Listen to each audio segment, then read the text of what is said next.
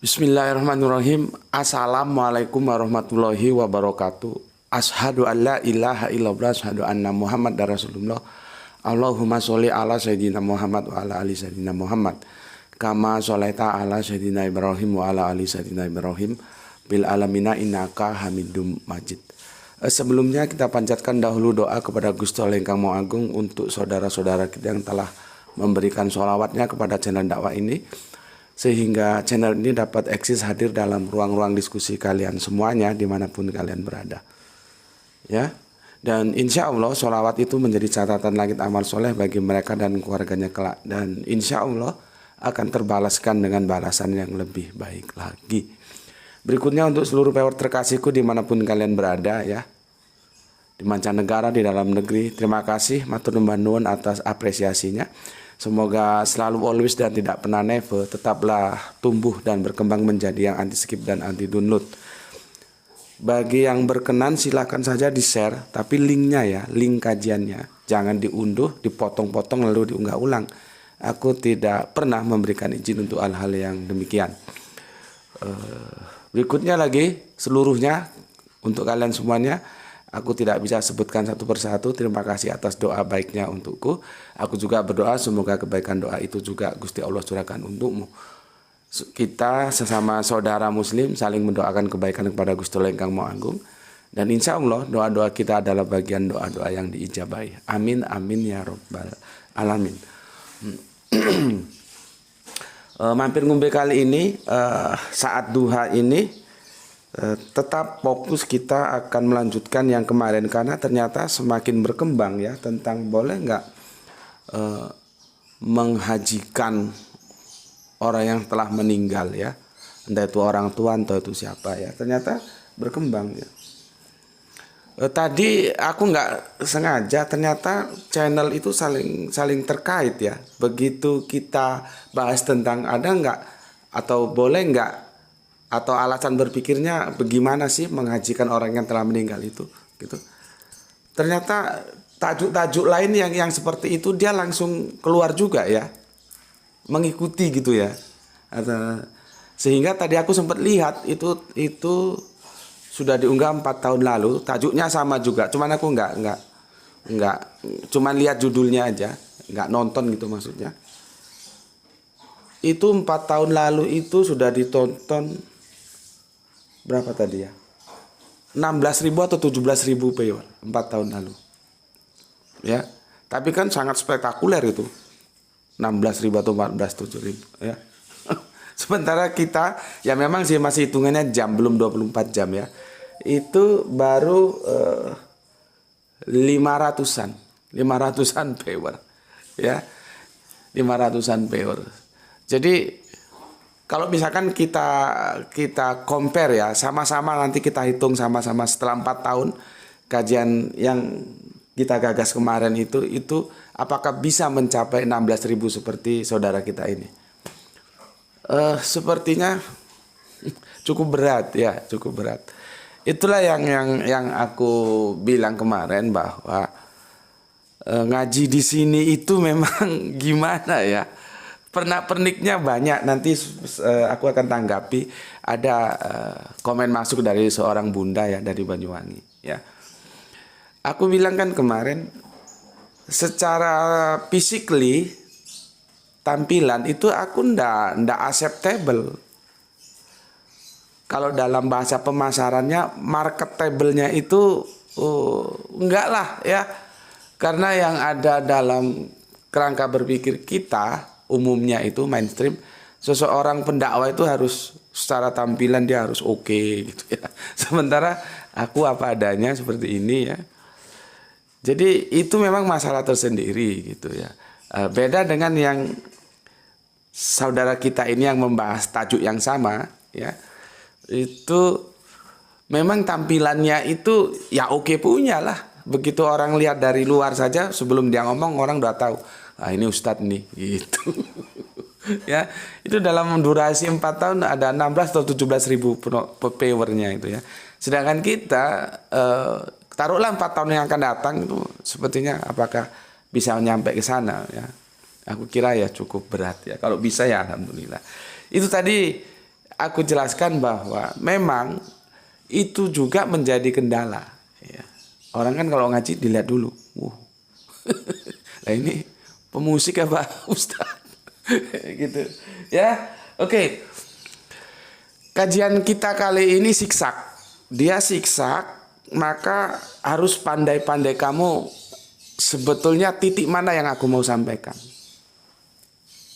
Jadi kamu juga harus cerdas, jangan goblok, ya.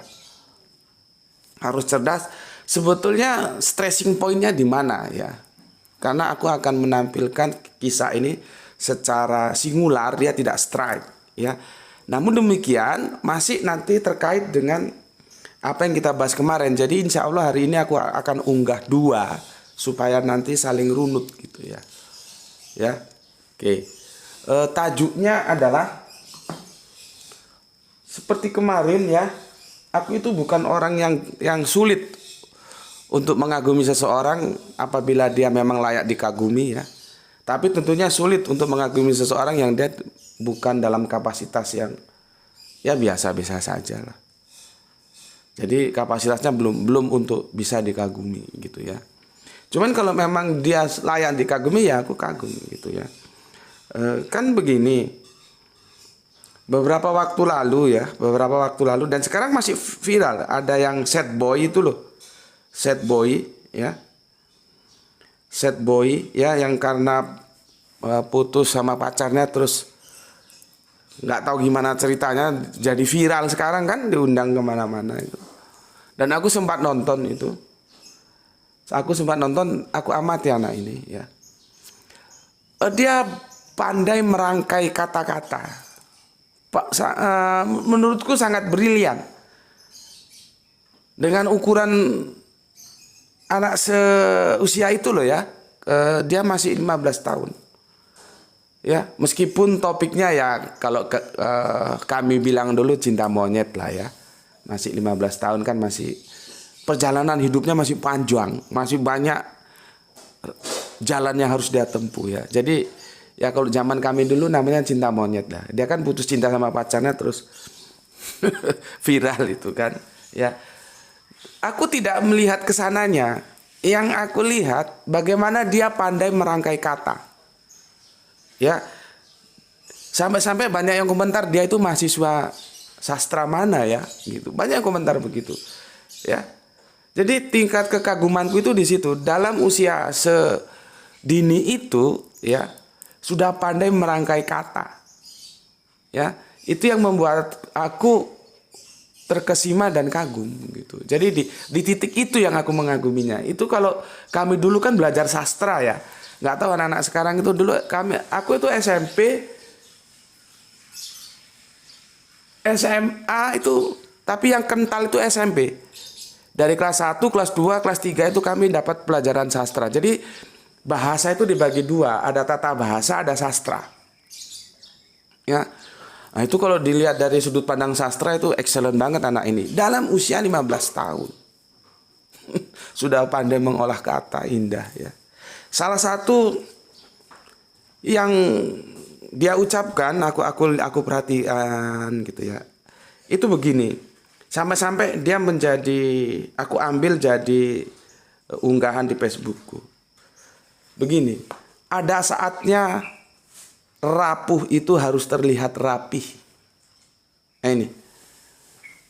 Ya.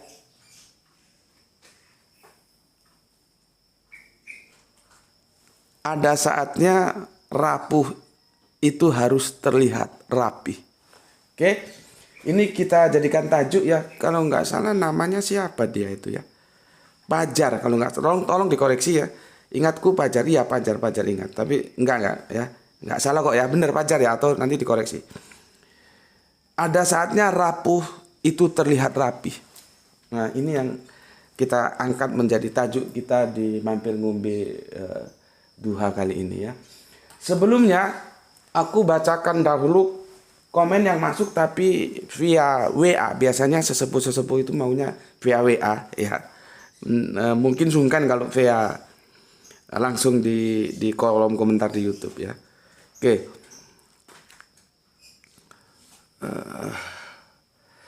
Begini. Assalamualaikum. Waalaikumsalam. Ibu Islamiah dari Banyuwangi Kota ikut ngaji Gus. Saya selalu menyimak kajian Tuan Guru yang menambah kekuatan iman dan Islam saya. Tapi saya tidak bisa komen. Saya sudah mengajak teman kerja, tapi mereka rasanya tidak respon Gus. Sebenarnya saya ingin mereka tahu kalau kajian Tuan Guru beda dengan kajian yang selama ini kita dapat dari ustadz lainnya. Saya hanya karyawan toko. Maaf Gus, saya hanya bisa komen di WA saja. Oke, untuk Bunda, nggak tahu ini namanya Bunda Islamiah atau gimana? Karena di nama WA-nya itu Maudi atau apa gitu ya. Jadi kurang jelas juga aku nama aslinya yang mana itu ya. Kayak gini, waalaikumsalam Bu ya. Ini pertama kali yang perlu aku garis bawahi di sini ya. Komentar beliau, maaf, saya hanya karyawan toko. Ya, hanya karyawan toko. Jadi begini, kecerdasan itu ada dua kalau aku membagi ya. Ada yang kecerdasan memang genetika, ada yang kecerdasan dari ketekunan. Yang akhirnya membuat dia itu jeli gitu ya. Karena sebetulnya dia nggak cerdas-cerdas amat sih. Tapi karena dia tekun membaca sehingga dia beda dengan yang lain. Mungkin aku termasuk yang ini gitu loh ya. Karena aku tuh suka membaca, ikro gitu aja. Bukan yang secara genetika memang cerdas gitu. Ya. Yang mau aku maksud untuk kalian pahami di sini bunda kita ini mengaku sebagai karyawan toko. Kalian bisa anulah ya. Bisa mengapa ya namanya ya, membuat sebuah gambaran lah karyawan toko itu bagaimana ya, kecuali kalau beliaunya itu dosen ya, kan banyak juga dosen atau orang-orang yang cukup terdidik lah ya ngaji bareng kita di sini. Nah ini karyawan toko, artinya dengan background sebagai karyawan toko, ibu ini istimewa.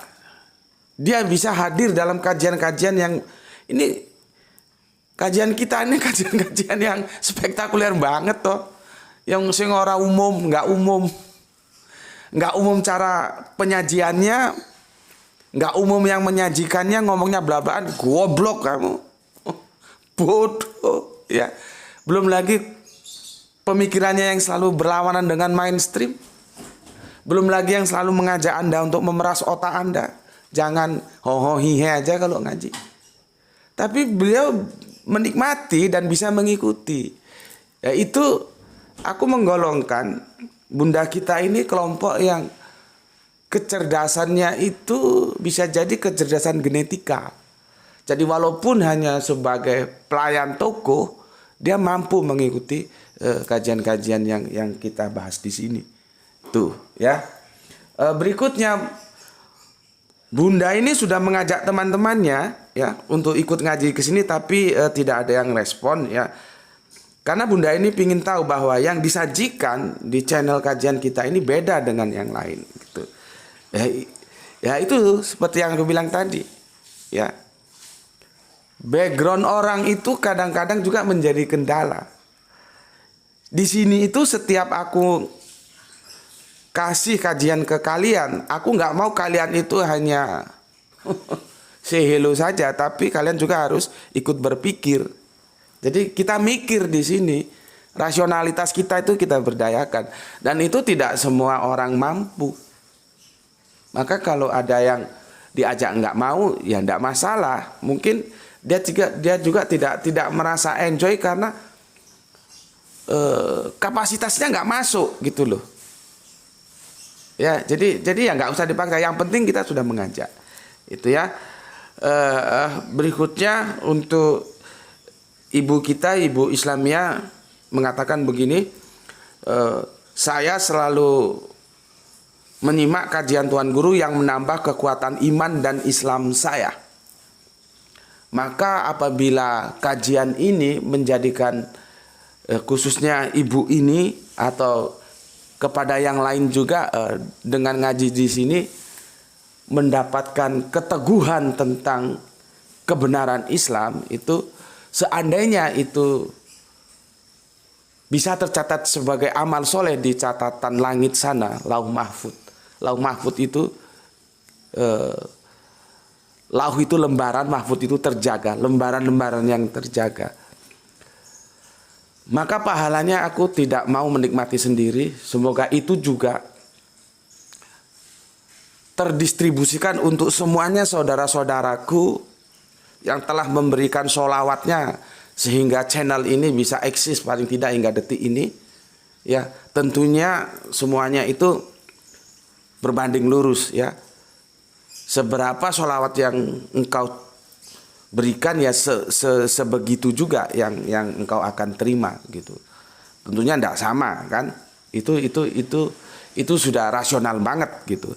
Tapi setidaknya sekecil apapun sholawatmu untuk channel ini, engkau akan dapat bagian dari usaha kita untuk memberikan pencerahan kepada saudara-saudara kita yang lain ya. Dan alhamdulillah ya, kalau aku pakai bahasanya teman-teman pendetaku ya, ada istilah rohani dan dunia ya. Secara rohani channel ini memuaskan kita, bahkan kita berusaha menjaga kepuasan itu akan terus expand ya. Banyak orang-orang tercerahkan ya, ada yang japri, ada yang lewat kolom komentar ya. Tentunya yang laporan ke kita, kalau nggak laporan kita kan tidak tahu ya. Itu sebuah kebahagiaan rohani. Meskipun secara duniawi itu ya cukup memprihatinkan ya. Dari jumlah viewer aja kalian tahu tidak subur gitu ya. Belum lagi secara tentunya viewer nanti kontribusinya, korelasinya itu ke kontribusi ke iklan ya. Ya, bisa dikatakan ya masih jauh lah ya.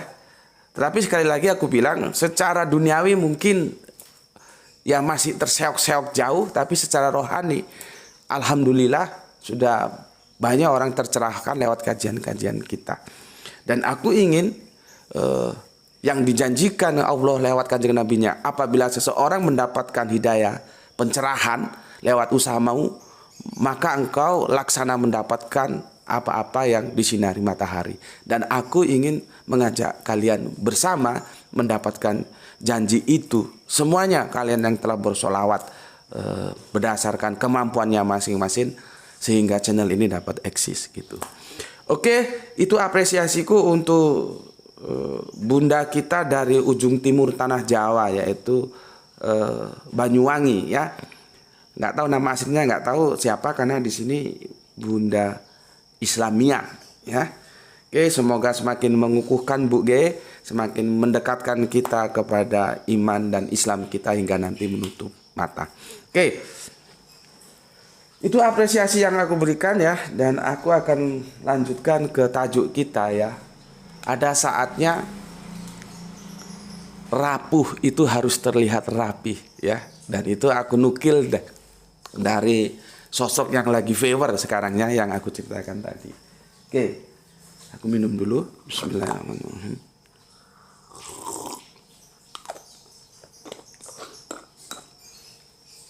Ini aku bikin video tersendiri supaya fokus. Karena nanti kalau aku campur untuk menjawab yang kemarin, dia nggak fokus dan kalian kalau aku lihat kalau terlalu banyak aku menggelontor dalam satu video, kalian nggak fokus justru ya. Makanya aku pisah aja. Begini awal ceritanya.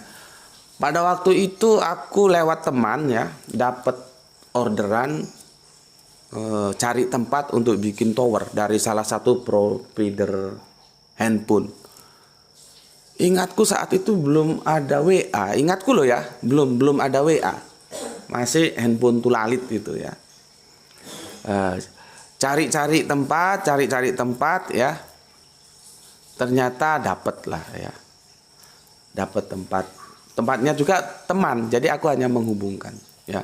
Tapi kan kalian harus tahu juga, kalau kita bikin tower ya, kita dirikan tower itu, daerah sekitar itu juga harus mendapatkan tali asih loh, sekitar berapa meter ya radiusnya itu, lupa aku, itu harus dapat tali asih. Ya meskipun tidak ada ketentuan berapa gitu, tapi itu sebagai humanisme kita terhadap lingkungan itu ada. Ya, ada gitu. Pada waktu itu kita harus membayar tali asih itu ya, bahkan ada yang sempat membelikan rumah karena rumah itu harus digeser karena kena pembangunan tower itu. Jadi kita belikan rumahnya kita gantiin gitu loh. Ya. Oke. Seperti kesepakatan akhirnya kita dapat DP. DP ya. Berapa ya pada waktu itu? 20%-nya atau berapa dari total nilai ya. Karena itu kontraknya itu 5 tahun, dikontrak langsung 5 tahun. Ya. Ketika dapat DP, rekan yang punya tanah ini kan datang ke rumah. Mas, kita ini sudah dapat DP sekian. Oh iya Gus, gimana? Terus gimana ini untuk jenengan, saya kasih berapa dulu gitu. Terus saya bilang begini, nggak usah Gus, nanti aja kalau sudah dibayar total, sudah selesai, sudah kita terima 100% baru komisi untuk aku tak ambil. Untuk sementara DP-nya itu difokuskan untuk memberikan tali asih kepada saudara-saudara kita yang ada di lingkungan. Dan itu besar loh, karena kita harus belikan rumah juga itu. Ya, besar. Oh begitu ya, iya. Akhirnya clear. Aku nggak nerima apa-apa. Ya, clear, sudah dibayar tali asihnya, semua selesai sudah. Aku nunggu nanti. Kalau sudah 100% dibayar, baru hitung-hitungan persenku berapa. Kan begitu. Saat itu puasa ya, dan sudah mendekati akhir jelang lebaran. Kan saat puasa kan butuh-butuhnya duit. Kenapa aku tolak? Masalahnya kan di situ. Masalahnya aku baru dapat undangan untuk ngisi kajian di salah satu lembaga pendidikan yang dulu itu sangat berwibawa. Dan kalau kalian seangkatan dengan aku, tahulah lembaga pendidikan itu apa namanya. Dulu dia itu terkenal dengan Laboratorium Pancasila.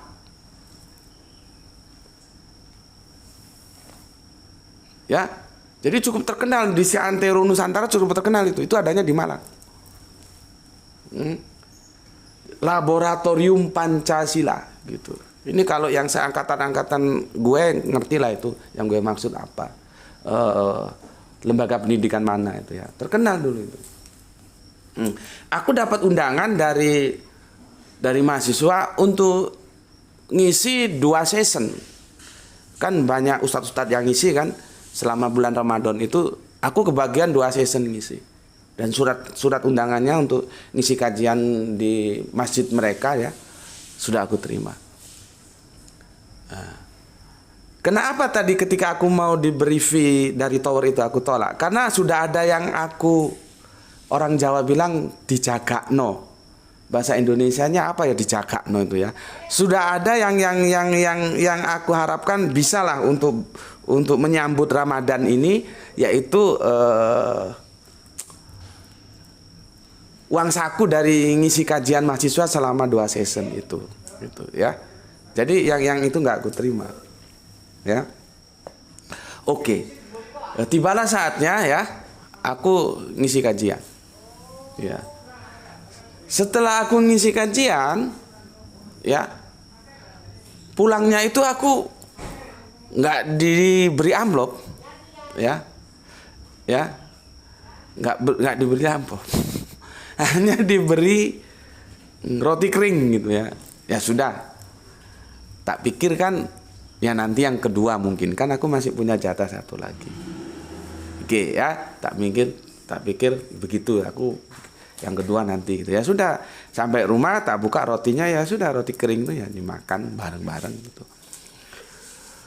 Jadwal yang kedua itu Idul Fitri kurang 2 atau 3 hari kalau nggak salah. Nah, di jadwal yang kedua ini aku ngajak adindaku sama Graito, pada waktu itu masih kecil, belum sekolah kalau ya. Kami bertiga berangkat. Aku ngisi kajian. Ya. Ngisi jebret, selesai pulang. Ya. Setelah pulang diamplopi ya, dan amplopnya itu tak kasihkan permaisuri ya, adindaku. Sudah, kami pulang, aku naik sepeda motor, di tengah ini Graito kecil ya, sama permaisuri di belakang. Amplopnya tak kasihkan permaisuri. Saat itu kami benar-benar zero ya, lebaran itu kurang 2-3 hari lagi, lupa aku, zero. Ya, seorang istri aku bisa memaklumi ya. Zero mungkin nggak betah gitu ya. Ya tahu sendiri lah ya. Di tengah perjalanan itu di atas sepeda motor amplopnya dibuka gitu ya. Dan isinya itu cuma 50.000. Dan itu pun uangnya recehan atau lusuh atau gimana gitu, 50.000. Ya, cuma 50.000. Ya. Terus ini kan dalam perjalanan terus ini ngajinya itu pada asar sampai maghrib. Jadi kami pulang setelah sholat maghrib ya. Istriku bilang cuman dikasih 50 gitu. Nah, aku bilang, enggak, kamu aja salah hitung gitu.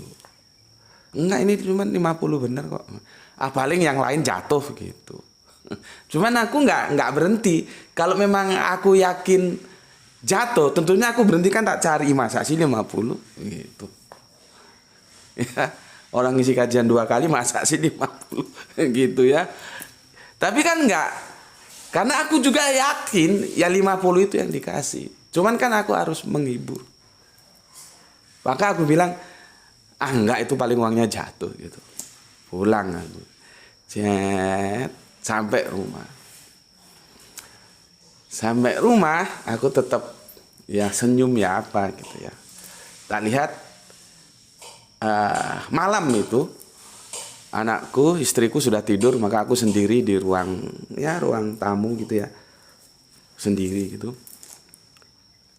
Aku list daftar nama teman-temanku yang kira-kira bisa aku pinjemin duit siapa ya gitu.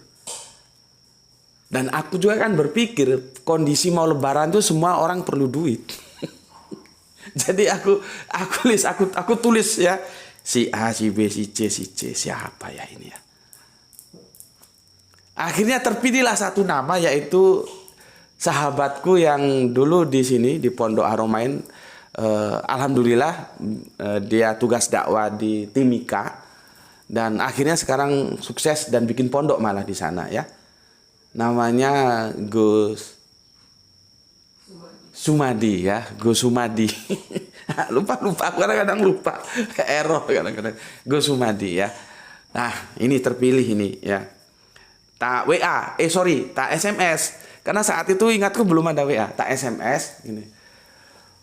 Karena dia juga sebelumnya sudah ada hubungan kerja sama aku ya. Aku suruh carikan bawang merah, terus dijual di sana gitu ya. Aku belanjakan di sini, aku kirim ke sana. Dari situlah aku mengenal dunia ekspedisi ya. Ternyata di dunia ekspedisi di kapal itu penuh mafia juga. Karena aku sama bagian ekspedisinya sempat diberikan masukan, kalau bisa komoditinya jangan bawang merah ya. Gitu. Tahu kenapa? Karena si ekspedisi ini sudah punya langganan yang juga kirim bawang merah, dia tidak mau ada saingan gitu loh. Jadi aku disuruh ganti komoditinya lain supaya tidak menjadi saingan gitu loh. Tapi sudahlah, itu masalah ruwetnya di dunia ekspedisi, itu ruwet ya, penuh dengan hiruk pikuk ya. Oke. Aku bilang, Gus tolong dong saya dipinjami uang 500 saja. Tapi aku janji ya, aku mungkin bayarnya agak telat ya, sekitar 1 bulan atau 2 bulan. Gitu. Tolong dong, aku benar-benar kepepet ini. Gitu. Ini sudah mau lebaran ini. Nggak taunya kapan gitu, apa besoknya atau siangnya atau paginya dijawab gitu ya. Dijawab dan dapat, tapi tidak 500 ya, dapat. Dijawab gini, Mas, ini saya kirim 400.000, tapi jenengan nggak usah bayar. Jadi aku kan awalnya tadi akadnya kan pinjam 500, cuman aku tolong dikasih rentang waktu lah 1 bulan lah ya, nanti baru aku bayar gitu. Dia jawab, Mas, ini tak kirim 400. Aku nggak 500, 400. Jadi artinya aku kan mintanya kan 500 ya. Tapi nggak, dikirimnya 400 dan nggak usah dibayar. Ya. Loh kenapa? Ya. Ini sodako untuk almarhum ibu saya.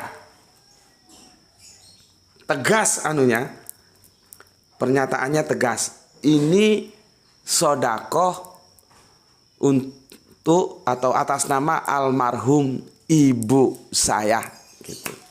Aku bilang oke, terima kasih Gus ya, terima kasih kalau begitu, terima kasih. Nah, ya, aku sudah bilang tadi ya, otakmu harus cerdas. Dari kisah ini stressing pointnya di mana yang mau aku ambil ya. Jadi kamu ngaji di sini juga harus punya modal, jangan goblok. Bismillahirrahmanirrahim.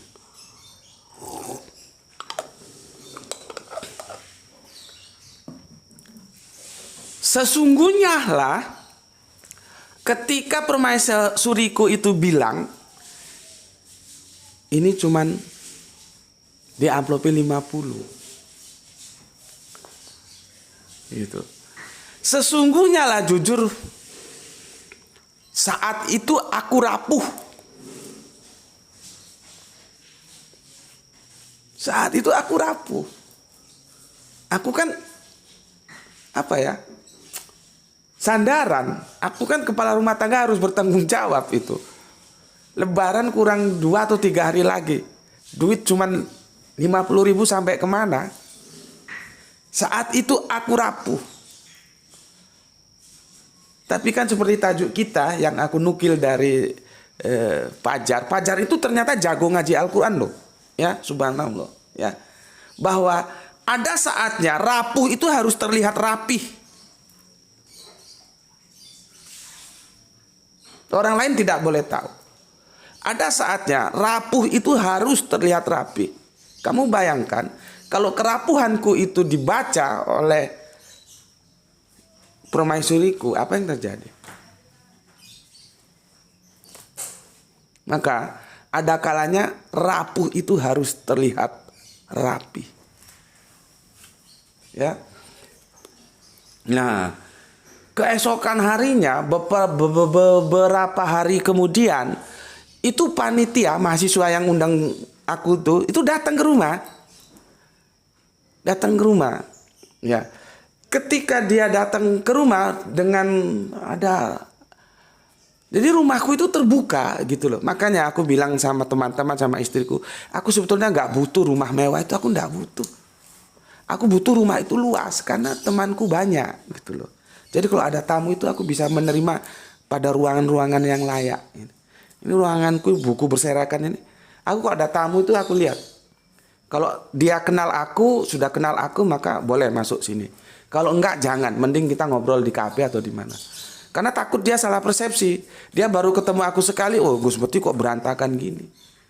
Bukunya berserakan. Ya karena keadaan. Tapi kalau yang sudah tahu aku sesungguhnya kan, oh ini karena keadaan. Enggak masalah, tapi kalau yang belum tahu jangan. Ya. Ini kacau ini, ya. Karena memang sempit. Dia datang, panitianya itu ya. Datang. Jadi rumahku itu begitu, sering teman-teman mahasiswa ya, mahasiswi teman-teman kajian pergerakan lain ngumpul gitu, ngobrol ke rumah. Nah, dia datang itu sekitar 5 orang atau 7 orang, pastinya nggak ngerti lah aku ya, mahasiswa kan begitu bareng-bareng sama teman-temannya gitu. Aku itu sejak malam berpikir, gimana ya kok mahasiswa itu begini ya, gitu, gimana ya, gitu. Ya, akhirnya ketika dia datang, aku masih terjadi pertarungan di dalam hatiku. Aku sampaikan enggak? Kalau aku sampaikan, aku takutnya mahasiswa itu salah mengerti tentang aku. Tapi kalau tidak aku sampaikan, dia akan menganggap bahwa apa yang dia lakukan itu sebuah kebenaran, maka dia akan mengulangi kepada ustadz-ustadz yang lain. Maka aku berpikir panjang, akhirnya ya sudahlah. Kalaupun mereka tetap salah memahami aku, itu resikoku, tapi paling tidak peristiwa ini tidak boleh terulang pada ustadz-ustadz yang lain. Akhirnya aku ngomong ya, bahwa apa yang Anda lakukan itu tidak pantas. Tidak pantas. Ya. Apalagi Anda tidak melihat orang yang Anda undang itu pada kondisi seterata seperti apa. Gitu. Itu tidak pantas. Gitu. Aku kalau nggak ngomong begini, nanti kamu ulangi pada ustadz-ustadz yang lain. Maka aku ngomong begini supaya kamu tahu bahwa itu tidak pantas dan jangan kamu ulangi kepada ustadz-ustadz yang lain. Tapi kamu juga jangan salah paham sama aku. Kalau mau ngomong itu di depan.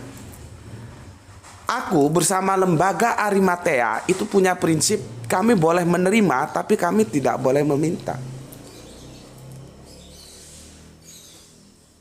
Seandainya kalian memang tidak punya duit, ngomong aja, aku kasih kajian gratis, tis. Nggak usah kasih uang bensin, uang saku, uang tetembengnya nggak perlu.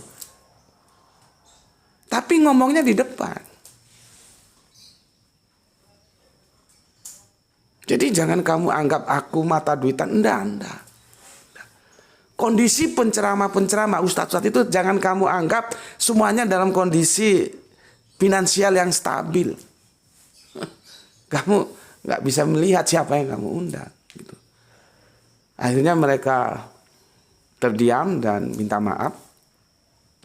Dan sepertinya mereka tahu kalau mereka itu salah. Karena apa? Aku dibawakan baju.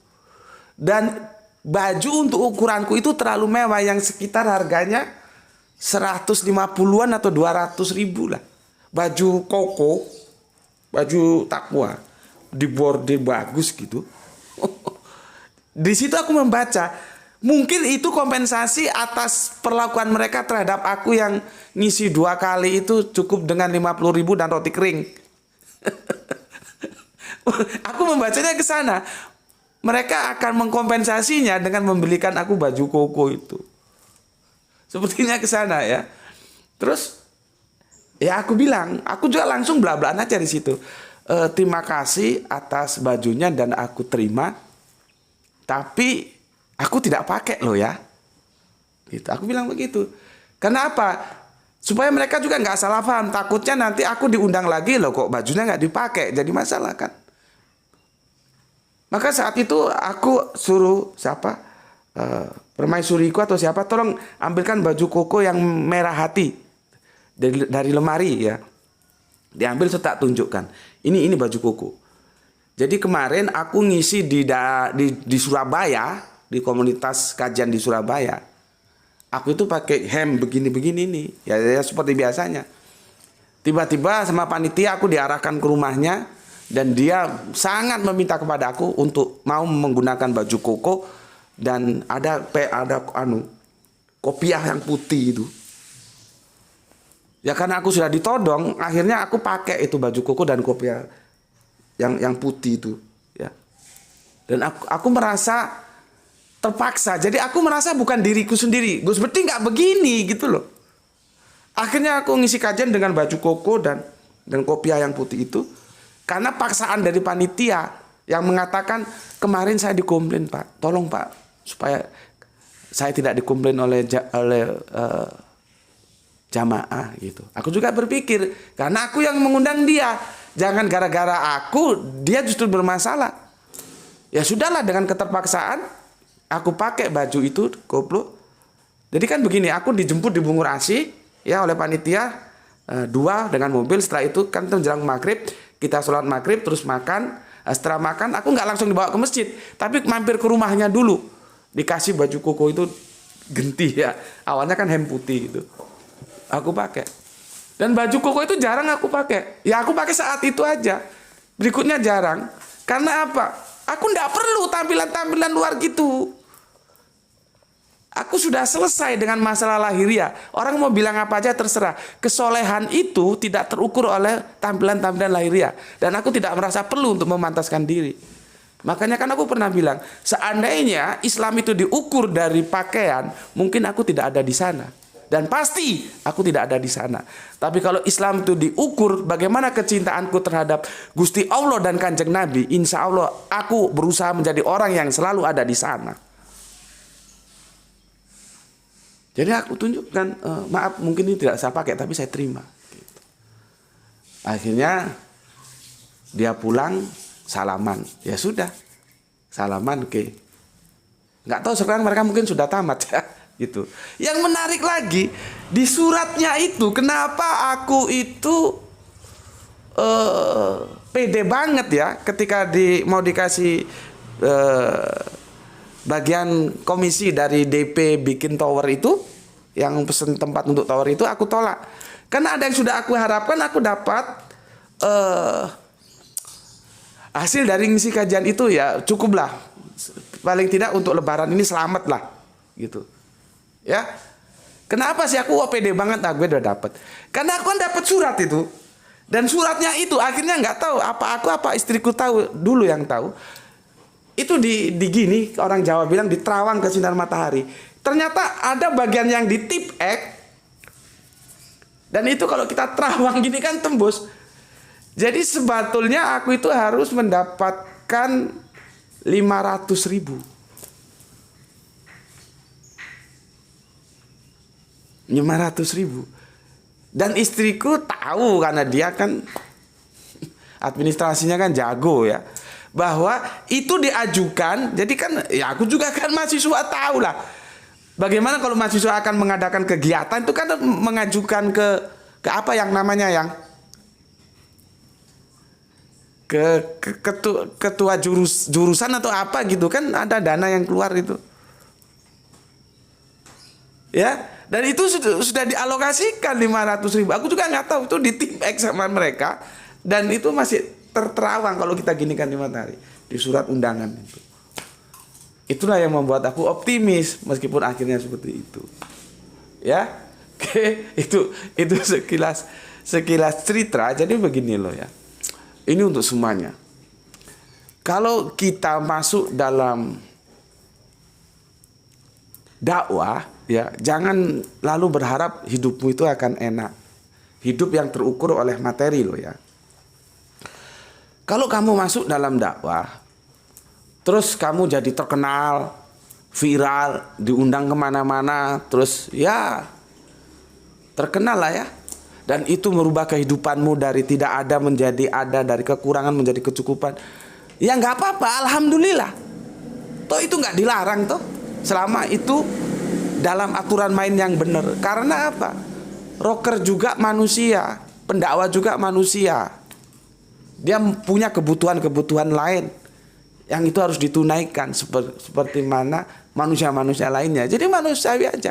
Selama itu dengan benar. Karena aku enggak cocok kalau ada. Karena aku dapat 2 kali berita dari tempat yang sama. Yang pertama ketika aku ngisi di Bali, yang kedua ketika aku ada jalan-jalan ke Lampung. Jadi orang Bali sama orang Lampung menceritakan satu ustadz yang sama. Dia itu kalau diundang pasang tarif. Untuk uang sakunya saja itu dulu itu 15 juta. Belum yang lain akomodasi hotel dan segala macamnya. Itu aku enggak setuju yang begitu. Itu berarti jual agama dia. Jadi agama itu sudah dimanufaktur seperti entertainment gitulah, seperti bisnis gitu, seperti artis gitu. Itu aku tidak setuju kalau caranya begitu. Ya, dan aku pernah kan gitu disarankan, aku disuruh membuat 2 nomor gitu ya. Satu pakai nomornya siapa, nanti suruh istriku yang nerima. Jadi kalau ada orang yang pesan, nanti nggak langsung ke Gus Betiknya. Kalau Gus Betiknya tawar menawar kan nggak enak, tapi langsung ke sekretarisnya siapa gitu. Dan aku menghormati dia saja. Artinya kan yang menyarankan itu kepadaku kan punya kepedulian terhadapku. Aku harus jaga perasaan dia. Nggih, iya. Tapi aku nggak lakukan. Aku nggak mau begitu. Dan dia juga ngomong itu di Jakarta itu gitu, Gus. Bahkan kadang-kadang punya 3 sekretaris untuk undangan wilayah Jawa ini, wilayah Sumatera ini gitu dia bagi. Oh begitu ya, iya gitu. Tapi aku nggak mau. Itu nggak elok, nggak pantas untuk kita lakukan. Jadi perkara kamu diundang dan kamu dikasih uang saku itu hal lain, tapi jangan masang tarif. Ya, seperti tadi aku bilang, kalau itu nggak punya duit sama mahasiswa, ngomong aja ke depan, Arimatea akan gratis memberikan kajian. Atur kapan waktunya, aku akan isi gratis. Gitu. Semua itu kan tinggal bagaimana kesepakatan yang kita ambil gitu. Ya. Seperti tadi ya, kalau kamu dalam dunia dakwah dan kamu mendapatkan segalanya termasuk duniawi, ya alhamdulillah, tidak ada masalah. Ya, selama itu kamu peroleh dengan cara-cara benar, kamu terkenal, kamu memataskan diri, jangan seperti aku cuek bebek. ya pantaslah dilihat orang, oh ini ustadz gitu. Tidak apa-apa, silahkan. Tetapi ketika kamu masuk dalam dunia dakwah dan itu sama sekali tidak merubah kehidupanmu, jangan pernah putus asa. Jangan pernah putus asa. Lakukanlah.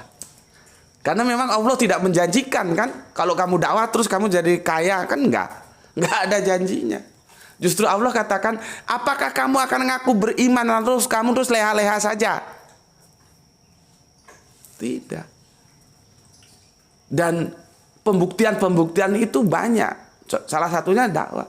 Ketika kita masuk dalam dunia dakwah dan kita tidak mendapatkan apa-apa, kan aku bilang tadi, secara rohani channel ini membahagiakan. Meskipun secara duniawi dia terseok-seok jauh. Tapi tetap aja, aku bukan sekedar ngomong, tapi aku memberikan contoh kepada kalian semuanya. Kalau kalian nanti masuk dalam dunia-dunia dakwah, harapan kita sih Anda akan sejahtera, tapi kalaupun tidak, tetap lakukan. Jangan pernah putus asa. Ya, begitu juga kepada teman kita Muhammad Bintang Ramadan, mungkin ujiannya beda. Ujian keimanan kita mungkin beda karena kita juga perspektifnya beda-beda.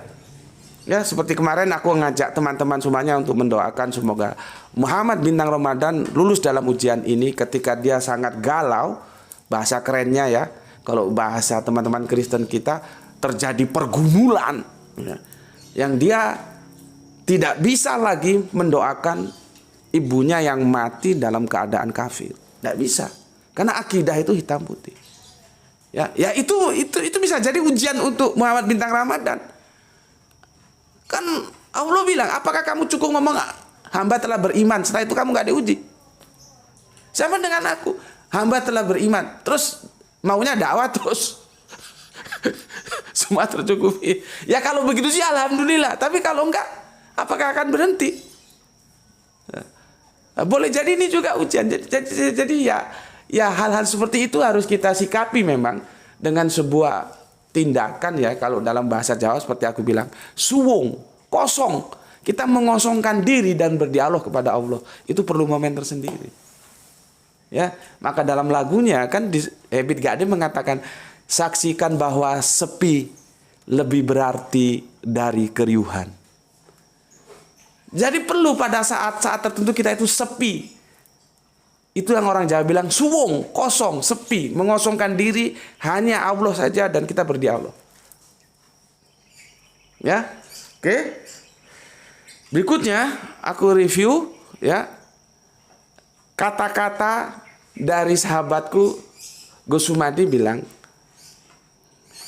Mas, ini saya kirim tapi 400.000 dan jenengan nggak usah bayar. Ini adalah sodako atas ibu saya yang sudah meninggal. Nah, ya, itu yang perlu kamu perhatikan. Di samping hal-hal yang lain juga tentunya ada yang perlu diperhatikan ya, menjadi ya masukan untuk kehidupan kita yang kita langkai terus ke depan ini ya. Nah, nanti akan aku lanjutkan di seri yang berikutnya. Oke, sampai di sini dulu. Semoga kita mendapatkan keberuntungan ya, rezeki yang barokah dan kesehatan yang prima ya. Aku ingatkan, ada kalanya rapuh harus terlihat rapi. Bismillahirrahmanirrahim. Alhamdulillahirabbil alamin.